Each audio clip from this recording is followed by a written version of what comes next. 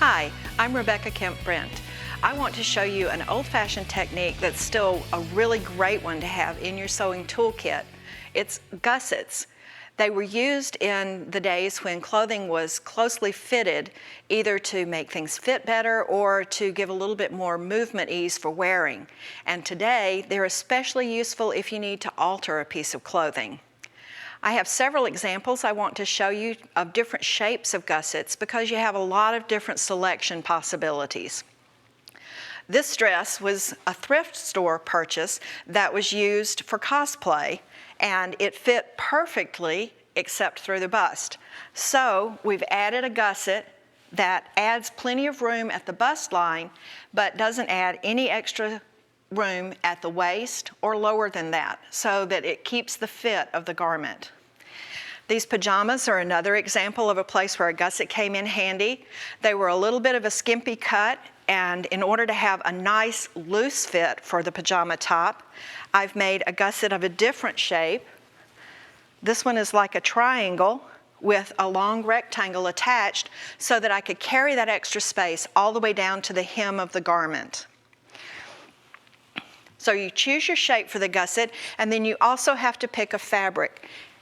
If you're using a garment that you're making and you're putting a gusset in to use for movement ease, then of course you have scraps of fabric to use, and that's the perfect option.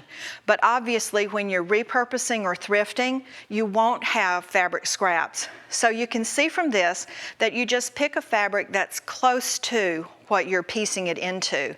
And remember that a lot of these gussets are in pretty well hidden places in your garment, so don't stress too much about the fabric that you have to use. To show you exactly how the gussets work, I'm going to be working on this jacket, and I'm putting a gusset in under the arm. In this case, I've just used a plain muslin, which is a pretty good match for the background of my fabric, and it's allowing me to put 3 extra inches into that armhole, so I have plenty of space to raise and lower my arm. The first step in making a gusset is that you have to draft yourself a pattern. And to do that, you're going to draw across. One of the lines is going to be the extra amount of width that you're putting in. So in this case, I have 3 inches in my shorter line. Then at either end of the pattern, you're going to decide how far into the garment you want to taper. For this gusset, I've added a 3-inch taper into the sleeve area and a 4-inch taper into the body so that it also takes a little extra room into the bust measurement. You can go as long or as short with those as you want. Then you add the seam allowance around the outside edge of your pattern, and this particular one I've used 1/4 inch, but be sure you check your garment first to see how much seam allowance you need to add for the project that you're working on. Once you have all of those decisions made, you just cut out a gusset from your fabric, and then you prepare the garment itself. That's a pretty easy process. What I'm going to do is turn this wrong side out, and I've opened the underarm seam. So this is the sleeve and this is the body, and you can see that I've made 2 marks that correspond to the 3 inches and 4 inches that I put on my pattern.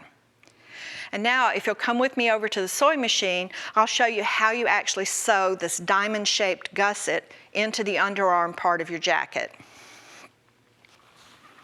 We begin by putting right sides together, and I'm going to take my crosswise points and pin those so that they match my armscye seam, the armhole. We'll work with 1/2 of the gusset first, so I may call it 1 side, but it's really 2 of the angled sides. The point of the gusset will line up with the mark that you made on the garment, plus the seam allowance. And if it doesn't line up, then you'll know that you pinned it in the wrong way round, and it's easy to make a change at this point. So once you get that matched up, use a couple of extra pins just to hold everything in place. And to sew this together, I'm just going to begin with a regular straight stitch. I like to leave my needle position in the center when I'm doing this because I don't really have to have a particular seam allowance. It doesn't have to be exactly 1/4 of an inch. Instead, I'll guide by sight along the line where the seam was originally stitched.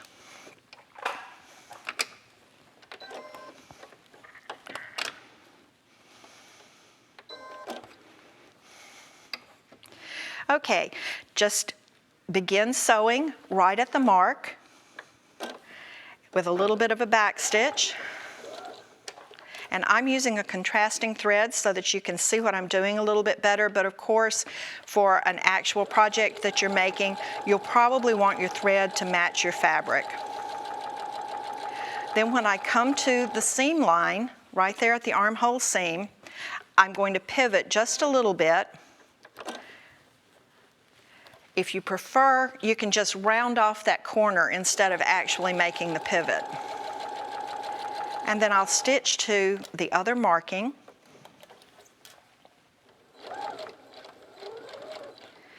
And back stitch again.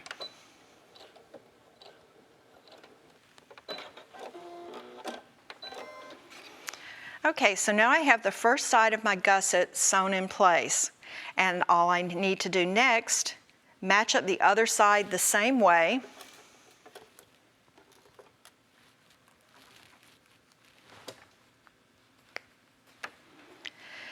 This time, when I come to my mark, I'm going to have a little bit of a different situation because that point is already caught in one seam. What I will do is just match it up and then continue sewing right into the seam that was already in the garment. That's where I'm cheating just a little bit instead of making that nice corner that I would make otherwise.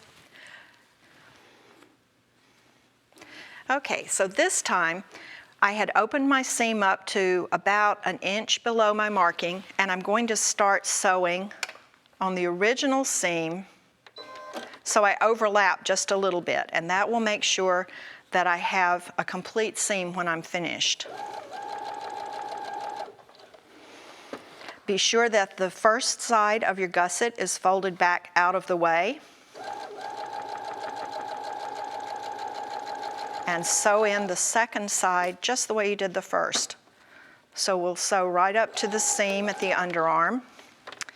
When I pulled my pin out, it slipped on me, so I'll stop and reposition things a bit. And then when I get to that underarm seam, I'm going to lift the presser foot, pivot around, and finish sewing.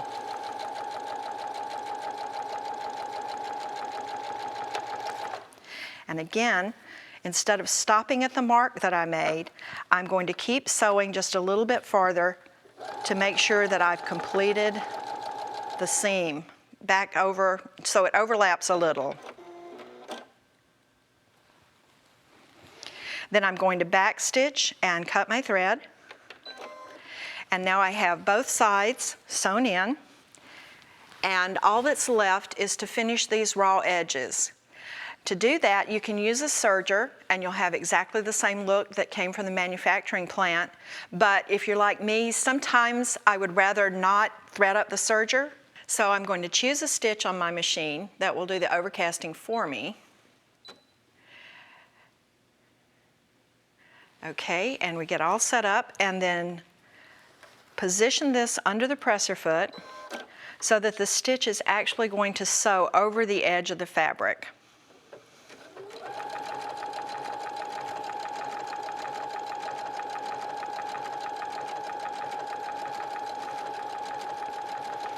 By using an overcasting stitch on your regular sewing machine, you just avoid the necessity of finding 4 threads so that you can thread up your serger with all those colors, but you still have a nicely finished edge. I hope that this will be a great technique for you to have in your toolbox. Maybe it will let you adapt some new-to-you clothing or even keep wearing something that you really love.